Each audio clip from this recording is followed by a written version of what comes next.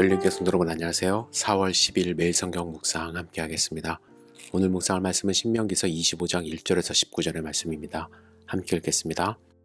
사람들 사이에 시비가 생겨 재판을 청하면 재판장은 그들을 재판하여 의인은 의롭다 하고 악인은 정죄할 것이며 악인에게 태형이 합당하면 재판장은 그를 엎드리게 하고 그 앞에서 그의 죄에 따라 수를 맞추어 때리게 하라.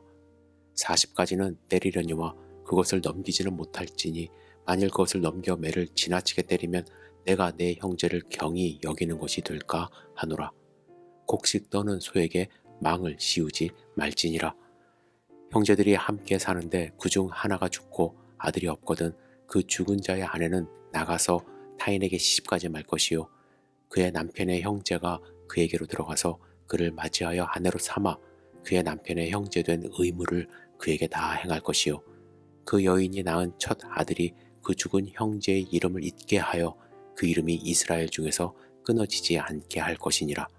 그러나 그 사람이 만일 그 형제의 아내 맞이하기를 즐겨하지 아니하면 그 형제의 아내는 그 성문으로 장로들에게로 나아가서 말하기를 내 남편의 형제가 그의 형제의 이름을 이스라엘 중에 잊기를 싫어하여 남편의 형제된 의무를 내게 행하지 아니하나이다 할 것이요 그 성읍 장로들은 그를 불러다가 말할 것이며 그가 이미 정한 뜻대로 말하기를 내가 그 여자를 맞이하기를 즐겨하지 아니하노라 하면 그의 형제의 아내가 장로들 앞에서 그에게 나아가서 그의 발에서 신을 벗기고 그의 얼굴에 침을 뱉으며 이르기를 그의 형제의 집을 세우기를 즐겨 아니하는 자에게는 이같이 할 것이라 하고 이스라엘 중에서 그의 이름을 신 벗김 받은 자의 집이라 부를 것이니라.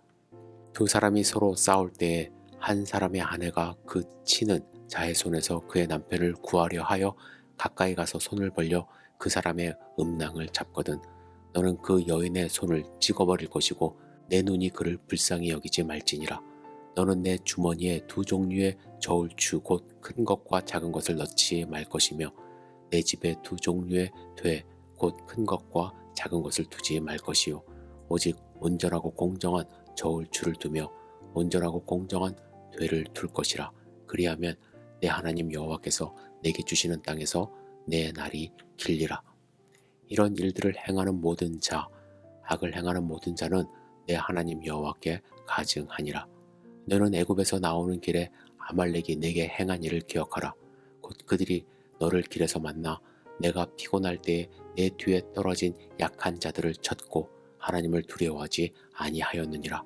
그러므로 내 하나님 여호와께서 내게 기업으로 주어 차지하게 하시는 땅에서 내 하나님 여호와께서 사방에 있는 모든 적군으로부터 내게 안식 주실 때에 너는 천하에서 아말렉에 대한 기억을 지워버리라. 너는 잊지 말지니라. 아멘. 오늘 본문 중에 여러 가지 말씀이 있지만 저는 수혼이라는 제도에 대하여 함께 좀 말씀을 나눴으면 좋겠습니다. 수혼 제도라 함은 두 형제가 만약에 같은 집에서 사는 경우 한 형제가 죽게 되었을 때 남게 되는 과부는 그의 남편의 이름을 물려받을 아들이 태어나기를 바라는 마음으로 그녀가 아이를 가질 수 있도록 하게 되는 것입니다. 이는 우리의 시각에서는 이해되지 않는 법률이지만 고대 근동에서는 많이 있었던 여러 나라에서 보인 그러한 제도인데 이 제도의 특성을 알아야만 합니다. 왜냐하면 이 고대 근동에서는요 여자가 남편에게 아들을 낳아주지 못하는 것이 사회적인 불명예였다고 합니다. 과부는 남편을 잃은 것만으로도 충분히 슬펐겠지만 개인적으로는 사내 아이를 낳지 못했다는 수치감도 동시에 가져야만 했습니다. 가정은 긴밀하게 결합된 단위였고 사내 아이가 태어나면 부모는 자부심뿐만 아니라 안정감도 갖게 됩니다. 왜냐하면 이 사내 아이가 나중에 그들이 늙었을 때 부모님을 복양하게 되기 때문이죠. 또한 가문의 성을 이어가는 것이 히브리 민족에게 엄청난 자부심이고 중요한 일이었습니다. 그래서 아들 상속자나 가계를 이을 후계자가 없는 가족은 이스라엘 사회에서 사회적으로 잊혀져 버릴 가능성이 있었습니다. 그래서 6절에 보면 이 율법은 그 죽은 남자의 이름을 이스라엘 중에서 끊어지지 않게 하기 위하여 만들어진 것임을 우리는 볼 수 있습니다. 아까도 말씀드렸듯이 이 율법은 우리에게는 이질적입니다. 하지만 고대 근동 사회에서는 죽어가는 남편에게는 큰 위안이 되었을 것입니다. 뿐만 아니라 이 율법은 남겨진 과부를 보호하기 위해 만들어졌음을 알아야만 합니다. 남편을 잃은 것도 큰 슬픔인데 먹고 살기 위해서 돈을 벌어야 하는 또 다른 근심까지 떠안지 않게 된 것이 중요했던 것입니다. 그래서 그 가족과 결별하여 남편이 죽은 후에요, 타인에게 시집 갈 것이 아니라 형제 가족이 그녀를 부양할 책임을 받들어야 하고, 그래서 그들의 문화에서 가장 중요했던 사내 아이를 갖게 함으로써 그 여인의 미래를 보장받게 하게 하신 것입니다.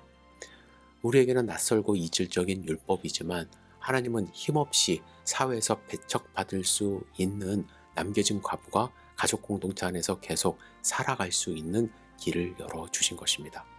25장에 기록된 말씀을 계속해서 읽어보시면 공동체 안에서 일어날 수 있는 일들에 대하여 구체적으로 언급하시면서 하나님이 정말로 원하시는 인간상은 무엇인가?